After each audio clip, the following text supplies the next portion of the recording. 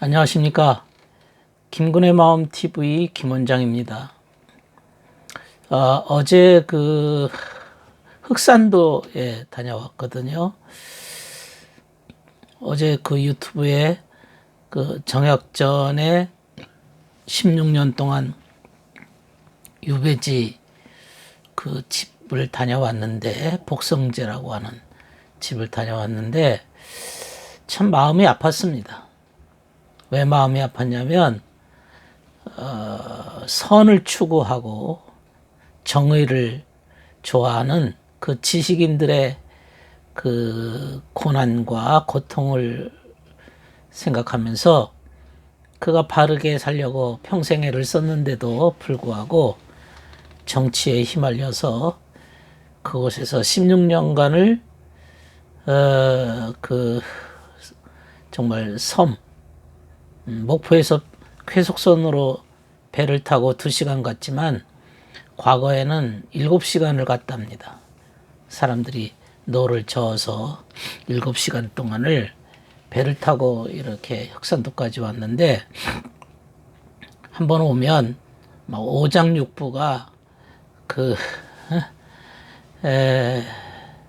뒤집힐 정도로 아주 어제도 파도가 심했는데, 파도가 아주 올라갔다 내려갔다 하면 사경을 헤맬 정도로 굉장히 힘들고 어려운 길입니다. 그리고 막상 흑산도의 그 산 중턱에 자리 잡은 정약전의 그 집을 보니까 온통 산으로 가로막혀 있고 평지가 없어요. 평지가 없으니까 뭐 먹을 것도 없고 산으로 다녀야 되는 그런 곳에서 16년간을 어떻게 버텼을까? 의를 위해서, 정말 올바른 것을 위해서 그렇게 버틸 수 있었나? 과연 나 같으면, 과연 너는 저런 곳에서 16년 동안 어떻게 보면 억울하고 분통하고 정말 그 가족을 다 떠나서 그것까지 흑산도에 머물면서 어떻게 살 수 있었을까? 이런 걸 생각하면 그분들의 마음이 하나가 되어지고 그분들의 심정이 느껴지면 마음이 절로 안타까움이 저절렀습니다. 정약전 그 선생은 59살에 죽었어요. 그런데 특별히 그 정약용 선생하고는 아주 친밀하고 가까워서 서로 이제 책을 쓰거나 하면은 서신으로 남아도 아마 고깃배로 서로 연락을 했던 것 같습니다. 그래서 그 서신 중에는 이런 말이 있어요. 네가 이런 경지에 이르는 것은 아마 너도 스스로 알지 못할 것이다. 유학의 길이 1000년을 없어져서 1000년 동안 없어져서 장애물이 가려져 있는데 헤쳐내고 끊어내어서 그 가려진 것을 환하게 하는 것이 어찌 네가 할 수 있는 일이냐? 하늘이 백성을 깨우침이 훈과 지가 어울리듯 하네라고 했으니까, 인간의 본성이 자신이 좋아하는 기호에 달려 있음을 알겠고, 하늘이 내려와 살핀다는 것을 알겠다. 경계하고 공경하여 부지런히 힘쓰고 몸이 늙어가는 것도 모르는 것이 하늘이 나의 동생 야경에게 내려준 복이 아니겠는가. 이러면서 그 야경에게 너의 그 지식과 지혜가 하늘이 내려준 거다. 어떻게 사람의 힘으로 되겠냐. 이러면서 야경을 대단히 칭찬을 했습니다. 어떻게 인간의 힘으로 네가 할 수 있는 일이라고 말할 수 있겠냐. 이러면서 그에게 칭찬한 것을 봤습니다. 저는 그 정약전과 정약용이 그 신유 박해 때 이제 그 1차 신문에서 감옥에서 이제 나란히 나와가지고 정말 죽이겠다고 달려드는 사람들 앞에서 어떻게 살아남을 수 있겠어요. 계속 치조받고 감옥을 가면서 계속 두드러 맞고 고문을 당하고 그랬던 거죠. 둘이는 굉장히 제가 화순에도 가봤는데 그 독림사라고 하는 절에서 둘이 이제 공부도 했어요. 같이. 정약전은 워낙 성품이 좋고 사람들을 잘 사귀었습니다. 그래서 야경보다는 오히려 사람이 널널하고 인품이 좋아요. 그래서 정조도 형이 동생보다 낫다 뭐 이렇게 칭찬할 정도로 인품이 좋다고 했습니다. 예. 그런데 이제 둘이 이제 또 취조를 당하고 고문을 당하면서 감옥에서 서로 나오는 거죠. 예. 처음에는 이제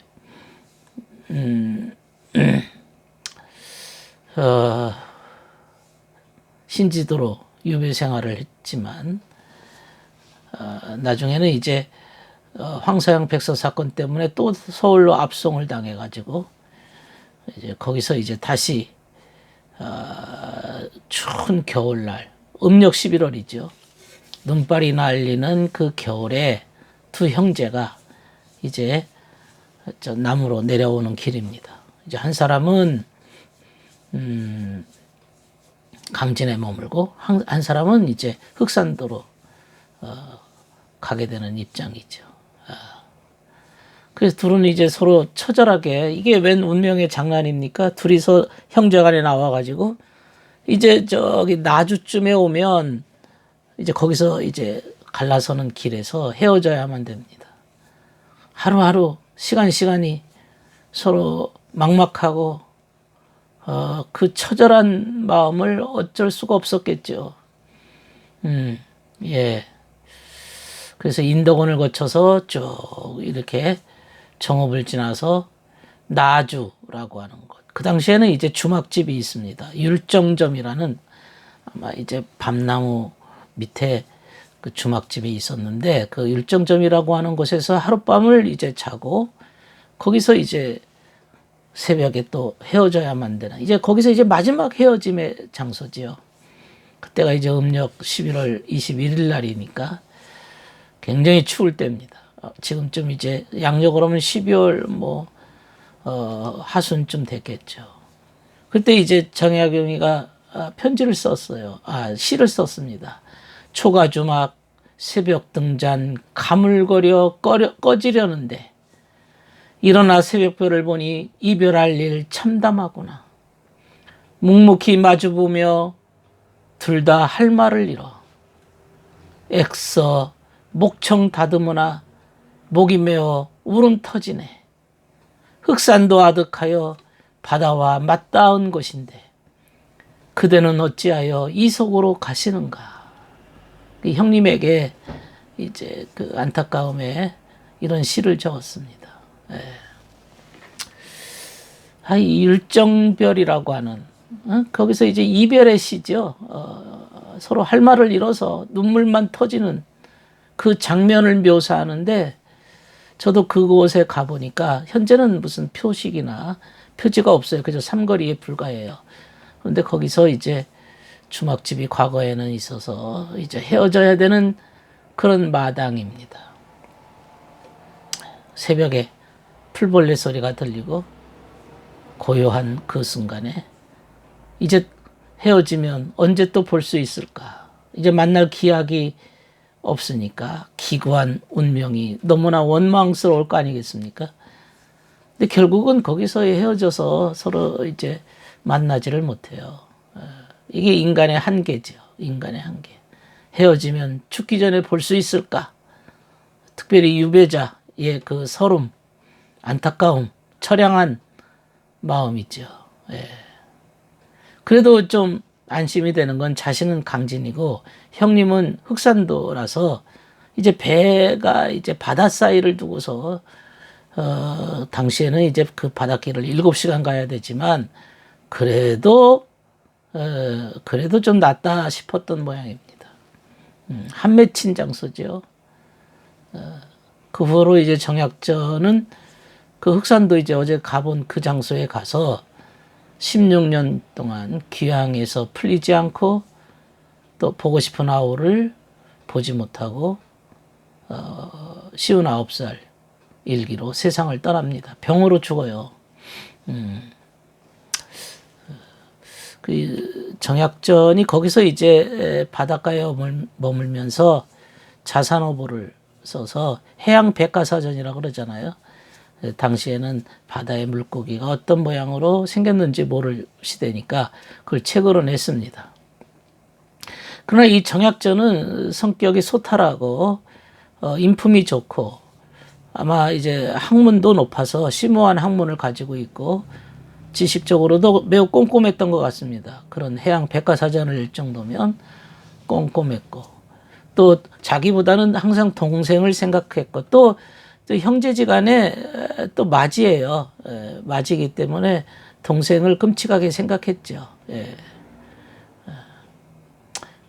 가보니까 거기서 어떻게 살았을까? 하루 또 자고 나면 아주 앞이 시커먼 산으로 가로막혀 있고 또 자고 나면 또 산으로 가로막혀 있고 밑으로 내려가면 바닷가가 있는데 어디 길 걸어가려고 하면 다 산길이에요. 아마 그 흑산도 전체 다 다녀보았겠죠. 산이 매우 높습니다. 그러나 이제 바다 구경이야 실컷 했겠지만 이 바다라고 하는 것은 봄, 여름, 가을, 겨울의 변화가 별로 없기 때문에 지루합니다. 오히려 산은 그래도 변화가 되는데 그 단풍이 지고 눈이 내리고 하면은 이게 그대로 색깔의 변화가 있지만 바다는 그렇진 않습니다. 나중에 이제 야경이 형님이 죽고 난 다음에 그 형님에 대해서 말하기를 내가 사사롭게 말하는 게 아니라 세상에 그런 인품의 소유자는 다시는 없을 것이다. 이렇게 형님을 평가합니다. 이 야경이 이제 그 율정점에서 형님 이제 가면 언제 뵐 수 있습니까? 이러면서 통곡하며 울었겠죠. 아마 서로 손을 붙잡고 손 놓기가 아쉬워서 굉장히 힘들었을 겁니다. 왜 그들이 그렇게 인생을 살 수밖에 없었을까요? 왜 똑같은 인생인데 그들은 어떻게 보면 이제 운명이 기구해서 그렇게밖에 살 수 없었나 이렇게 생각하기 쉬운데 제가 보기에는 인생이라고 하는 것은 곧 깨달음의 여행입니다. 그만큼 많이 깨닫는 기회가 주어지는 거 어디 가든 깨달음이죠. 그는 흑산도에 가서 또 많은 깨달음을 얻었고 또 자산어부도 내었고 아마 인생에 많은 무언가를 깨닫는 그런 계기가 주어졌을 겁니다. 야경도 물론이죠. 정야경도 많은 깨달음을 얻어서 500여 권의 책을 썼으니까. 그러니까 깨달음을 찾아서 여행하는 구도자의 인생이 우리 인생입니다. 우리 인생이 원래 그런 것 같아요. 깨달음을 많이 얻으면 인생에서 많은 것을 얻고 가는 거죠. 그러나 깨닫지 못하고 그저 쾌락과 정욕과 만족 속에서 그냥 욕심 속에서 살다 보면 그거는 인생을 허비한 거죠. 허비한 거죠. 어쩌면 이 유배 생활을 하는 동안에 많은 배신도 당하고 많은 어려움도 당했어요. 육체적으로는 그 많은 고난이 없죠. 오늘날 그런 일들을 당하라고 하면 견딜 수 있겠습니까? 그러나 사람들이 죽을 때 학생이라고 묘비에 쓰잖아요. 학생, 뭐 김해, 김씨, 뭐지 이렇게 학생으로 살다 학생으로 죽는 거죠. 이 말은 평생 배우고 평생 깨닫다가 이제 학생으로서의 삶을 살고 학생으로 또 인생을 저 세상으로 가는 겁니다. 거기서 또 뭔가를 배우는 거죠. 그래서 야경이 그 자찬묘지명에 말하기를 자신은 선하게 살려고 애를 썼다 그랬어요. 선하게 살려고. 당시에도 뭐 머리 똑똑한 사람도 있고 지식 있는 사람도 있고 뭐 돈 있는 사람도 있고 재물 있는 사람도 있고 뭐 어떤 여러 가지 행적을 하는 사람도 있겠지만은 선하게 사는 사람은 얼마나 될까? 이것이 과연 오늘날에도 마찬가지입니다. 아는 것이 중요한 게 아니라 너의 깨달음을 가지고 얼마나 바르게 선하게 살려고 했느냐, 이게 중요한 거죠. 이게 중요한 겁니다. 예. 그 이제 정약용과 정약전은 서로 끊임없이 학문을 서로 논했어요. 학문직이에요. 서로 학문을 얘기하면 그 학문에 대해서 또 뭐 서로 간에 자기 느낀 점도 얘기하고 하면서 피드백도 나누면서 이렇게 학문을 논하는 직이었습니다. 같은 직이었어요. 직이. 그렇기 때문에 헤어진다고 하는 것은 이제 자기 스스로 학문에 대한 연구를 하는 거죠. 근데 정약전은 흑산도에 가서 사람들의 인심을 많이 샀습니다. 워낙 사람이 인품이 좋기 때문에 뭐 그 당시 신분사회이지만 그런 거 논하지 않고 거기 가서 사람들을 많이 잘 새겼다고 그래요. 야경이 그 해가 이제 서산에 뉘엿뉘엿지면 그 강진의 그 북쪽에 산에 올라가서 꼭대기에 올라가서 이제 강진만, 그렇죠? 바다를 이렇게 보면서 막 통곡하면서 울었답니다. 지나가는 사람이 저희가 저렇게 살기가 힘들어서 저렇게 우나, 얼마나 핫배친 게 많으면 그렇게 우나 할 정도로 통곡하면서 형님을 그리워하면서 바다를 쳐다보면서 울었답니다. 정약용이 이런 편지를 썼어요. 율정 주막이 미운 것은 문 앞길이 두 갈래로 갈라진 것이라네. 원래 한 뿌리에서 태어났는데 떨어진 꽃잎처럼 뿔뿔이 흩어지다니. 북풍이 나를 몰고 오는데 가고 또 가다가 바다를 만나 버졌네. 우리 형님은 더 거센 바람을 만나 깊은 바닷속까지 들어갔다네. 두고 온 아내는 과부가 되고 이별한 자식은 고아가 되었구나. 그 정약전의 아들 학초라고 있는데요. 이 학초가 대단히 영특하고 똑똑했답니다. 공부를 굉장히 잘했대요. 그런데 이 학초가 17살에 요절을 합니다. 오히려 아버지보다도 일찍 죽었죠. 17살에 죽었으니까 이게 얼마나 비통했을까요. 아버지를 닮아서 굉장히 그 차분하기도 하고 경악에 뛰어났고 아주 영특했는데, 그 참 17살에 죽었다는 거죠.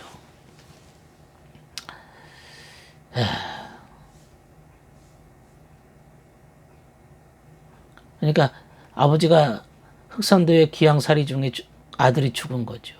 그 마음의 고통, 만약에 아버지가 그걸 이제 알았겠죠. 얼마나 고통스러웠겠습니까? 그러니 그 흑산도 그 좁은 동네에 바다만 있고 그저 산만 쳐다보이는 그런 곳에 먹을 것도 없는, 그야말로 영양실조 걸리기 딱 좋은 곳입니다. 진짜 먹을 게 없어요. 뭐 밭농사 하는 것도 아니고요. 무슨 뭐 논농사는 아예 없고, 조금 뭘 이렇게 하는데 그거 가지고 뭐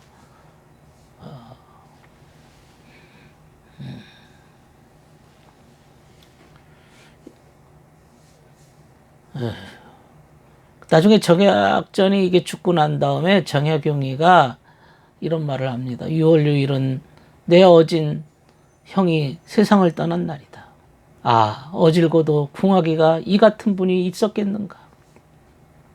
돌아가심이 원통하여 울부짖으니 나무와 돌도 눈물을 흘리는데 또 다시 무슨 말을 하리요. 외로운 천지간에 다만 형님만이 나를 진정하게 알아주는 직이었는데 이래 돌아가셨으니 내 비록 터득한 것이 있다 한들 어느 곳에서 입을 열어 말하겠는가. 사람에게 직위가 없으면 죽는 것만도 못하다. 아내도 직위가 아니요 자식도 직위가 아니고 형제 친척도 직위가 아니다. 직위인 형님이 돌아가셨으니 슬프지 않겠는가. 율정에서의 이별이 천고에 애통하여 견디지 못할 일이 되어버렸구나. 참 이렇게 애통해했다는 얘기입니다. 애통해했어요.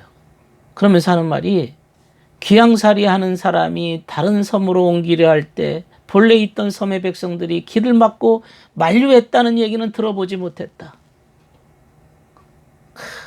이만큼 집안에 큰 덕을 갖춘 분이 계셨는데 그 자질마저 알아주지 못했으니 원통할 일이 아닌가. 참, 거기서 흑산도에서 동생이 이제 해배됐다는 얘기를 듣고 이제 될 거라는 얘기를 듣고 나오는데 거기 흑산도 사람들이 붙잡는 거예요. 가지 말라고. 가지 말라고. 몰래 빠져나왔대잖아요. 그만큼 그 동네 사람과도 굉장히 친숙하게 어울렸답니다. 이 정혜경이 그 친구한테도 이렇게 편지 보내기를 돌아가신 형님은 덕행과 도량이 넓고 학문과 식견이 밝아서 내가 감히 견줄 수는 없지만 부지런하고 민첩한 것은 나보다 못했다. 그래서 저술한 것은 많지 않다. 지금 세상에 이 같은 분은 다시 없을 것이다. 이는 내가 사서롭게 하는 말이 아니다.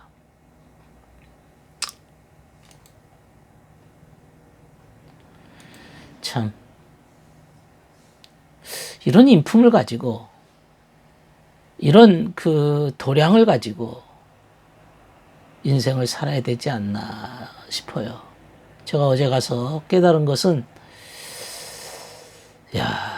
정말 의를 위해서 진리를 위해서 선함을 위해서 이렇게 올바르게 살다가 고난을 잘 감당하고 이겨나가야 되는 것 아닌가 하면서 많은 깨달음과 이게 충격이랄까요. 쿵 하고 뭔가 얻어맞은 나 자신의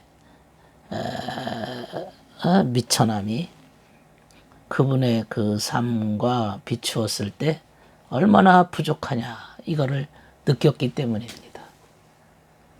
언젠가 또 기회 되면 또 가보고는 싶지만 그러나 사람의 삶의 한 인생을 이렇게 돌이켜봤을 때 한 인생을 돌이켜봤을 때 과연 우리의 가는 길이 철로의 여정, 깨달음의 여정이 올바른 길로 가고 있는가 이렇게 스스로를 돌이켜보게 됩니다. 들어주셔서 감사합니다.